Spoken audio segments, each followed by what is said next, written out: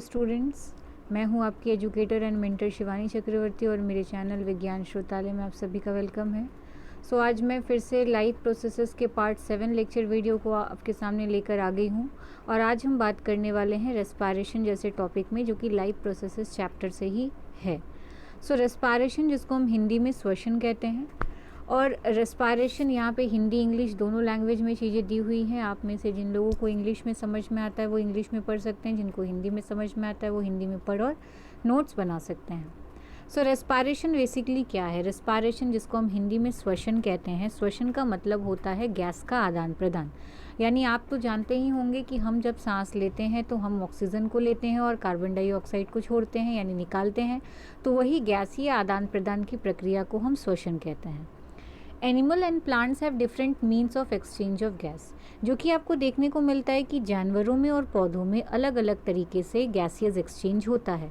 वो carbon dioxide लेते हैं जीने के लिए और हम ऑक्सीजन लेते हैं, तो ये हो गया ना अलग चीज़। तो इस तरीके से हम कह सकते हैं कि दोनों में जो मोड्स होते हैं, तरीके होते हैं गैसियस एक्सचेंज के, वो क्या होते हैं? अलग होते हैं।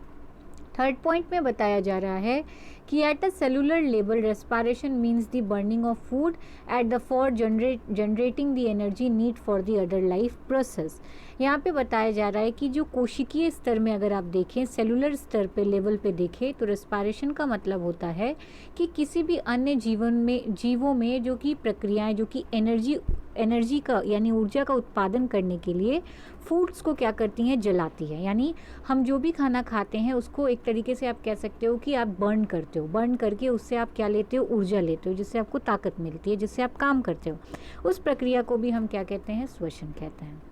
नेक्स्ट पॉइंट में बता रहा है कि सेलुलर रेस्पिरेशन में take place in the presence and absence of oxygen. कहा जाता है कि ये जो हमारी कोशिका होती है जो कि सांस लेती है, जिसे सेलुलर रेस्पिरेशन कहते हैं, ये ऑक्सीजन के प्रेजेंस में भी रेस्पिरेशन करती है, मतलब उपस्थिति में भी, और अनुपस्थिति में भी यानी एब्सेंस में भी रेस्पिरेशन कर सकती है।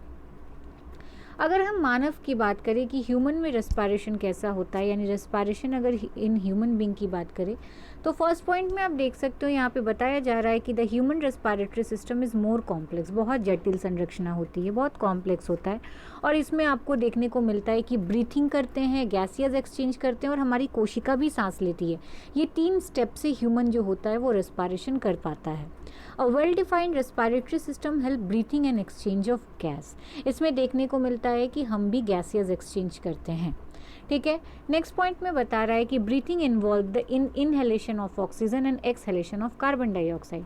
जब हम सांस लेते हैं, मतलब जिसे हम ब्रीथ कहते हैं इंग्लिश में, जब हम ब्रीथ करते हैं तो देखने को मिलता है कि हम ऑक्सीजन को इनहेल करते हैं। इनहेल मतलब लेना, हम ऑक्सीजन को लेते हैं और कार्बन डाइऑक्साइड जैसी गैस को एक्सहेल करते हैं। एक्सहेल का मतलब होता है निकालना। The gaseous exchange take place in the lungs and oxygen is supplied to all cells of the body. कहा जाता है कि फाइनल जो गैस का आदान प्रदान है, फाइनल उस गैस को फिल्टर करने का काम, उसको प्योर करके हमारी बॉडी के हर पार्ट्स तक पहुंचाने का काम हमारे लंग्स का होता है। लंग्स उसको क्या करता है? फिल्टर करता है। तो फाइनल गैसियस एक्सचेंज कहाँ होता है? आपके फेफड़ों में होता है, लंग्स में होता है, जिसकी संख्या 2 होती है, और वहाँ से फिर वो सेल्स तक सप्लाई की जाती है। अब हम अगर कार्यकी की बात करें, फिजियोलॉजी की बात करें कि रेस्पिरेशन कैसे होता है, तो पहले पॉइंट में बताया जा रहा है कि breathing in human is facilitated by the action of internal intercostal and external intercostal muscles attach to ribs and diaphragm. कहते हैं कि हमारे जो लंग्स होते हैं उसमें आपको चारों तरफ पसलियाँ यानी रिब्स और नीचे से आपको डोम के आकार का डायफ्राम देखने को मिलता है। तो वहाँ की जो मसल्स होती हैं, बाहरी और अंदर आंतरिक इंटरकोस्टल और एक्सटर्नल इंटरकोस्टल और एक्सटर्नल इंटरकोस्टल और इंटरनल एक्सटरकोस्टल की जो मसल्स होती हैं जो उससे अटैच्ड होती हैं, वो हमको सांस लेने में हमारी मदद करती हैं।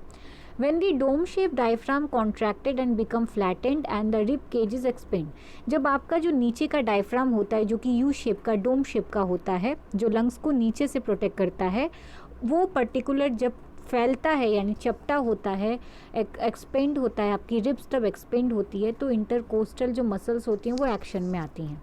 द वॉल्यूम ऑफ लंग्स जो होती है वो इंक्रीज्ड होती हैं। उस कंडीशन में आपका प्रेशर डाउन होता है और आपका बाहर से जो एयर आता है वो क्या होता है? आउटसाइड पुश होता है।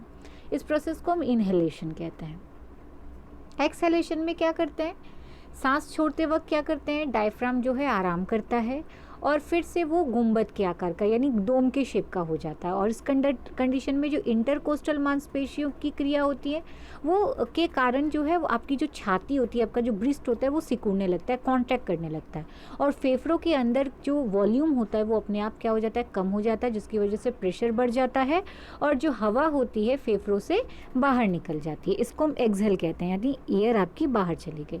नेक्स्ट पॉइंट में बता रहा है कि inhale air increase the concentration of oxygen in the alveoli, so oxygen simply diffuse into the surrounding blood vessels. सांस जो है वो क्या होती है, एल्वेलाई जिसे हम कहते हैं लंग्स का स्ट्रक्चरल और फंक्शनल यूनिट यानी कार्य की, जिसके बिना कुछ नहीं हो सकता, लंग्स काम नहीं कर सकता, क्योंकि यही एयर को फिल्टर करता है, कार्बन डाइऑक्साइड को पकड़ता है के मॉलिक्यूल्स को। तो सांस जो है एल्वेलाई में ऑक्सीजन की जब सांद्रता को बढ़ाती है तो ऑक्सीजन जो है अपने आसपास के ब्लड सेल्स में जो है फैल जाती है।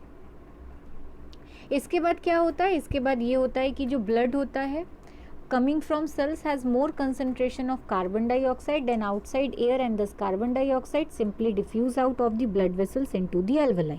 Then आपको देखने को मिलता है कि कोशिकाओं से जो भी आने वाला ब्लड होता है उसमें बाहरी हवा की तुलना कार्बन डाइऑक्साइड की सांद्रता बढ़ जाती है, और इस तरह कार्बन डाइऑक्साइड केवल ब्लड वेसल्स के एल्वेलाई में ही फैल जाता है।